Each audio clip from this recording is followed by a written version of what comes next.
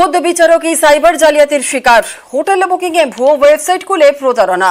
দোষী সাব্যস্ত হওয়া দুজনকেই 5 বছরের কারাদণ্ডের সাজা শোনালো বিধাননগর মহকুমা আদালত। আর সেই সঙ্গে দোষীদের দিতে হবে 1 লক্ষ টাকা করে জরিমানাও।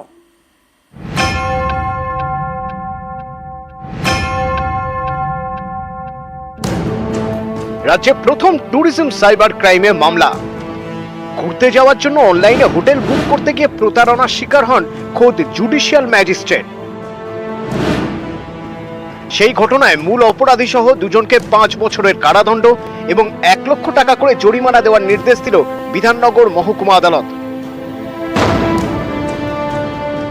1 লাখ টাকার কাছাকাছি ফাইন হয়েছে, যে অ্যামাউন্ট খোয়া গেছে সেই অ্যামাউন্টেরই। আর টোটাল যেহেতু ম্যাক্সিমাম পানিশমেন্টটা চলবে, তাই অ্যাকচুয়ালি 5 বছর পর্যন্ত সাজা হলো। মানে এখন ক্রাইমের দিক থেকে নাম্বার 1 জামতারাকেও ছাপিয়ে গেছে ভরতপুর গ্যাং। ভরতপুর গ্যাং এর ক্ষেত্রে আমাদের ওয়েস্ট বেঙ্গলে লক্ষ লক্ষ ভিকটিম আছে, কিন্তু আজ পর্যন্ত কোনো মামলায় সাজা হয়নি, যেটা এই মামলায় হলো। 2022 অক্টোবরে বিধাননগর সাইবার ক্রাইম থানায় দায়ের হয় অভিযোগ দায়ের করেন বিধাননগর মহকুমা আদালতের তৎকালীন জুডিশিয়াল ম্যাজিস্ট্রেট সোমশুভ্র ঘোষাল। পুরীতে ঘুরতে যাওয়ার জন্য অনলাইনে একটি 5-তারা হোটেল বুক করছিলেন বিচারক।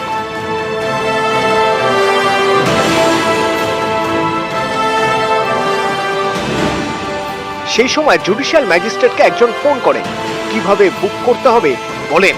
তারপর বলেন রুম বুক করতে টাকা জমা দিতে হবে।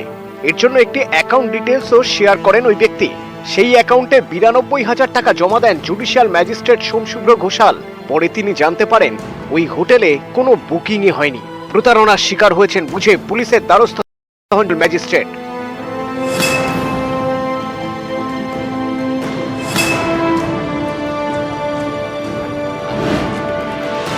জানতে পারে হোটেলের ভুয়ো ওয়েবসাইট তৈরি করে প্রতারণা চক্র চালানো হচ্ছিল। এর পিছনে রয়েছে ভরতপুর গ্যাং। বাংলা থেকে সিম কার্ড তুলে অপারেশন চালাতো ভরতপুরে বসে। অ্যাকাউন্টের সূত্র ধরে রাজস্থানের ভরতপুরে হানা দেয় পুলিশ।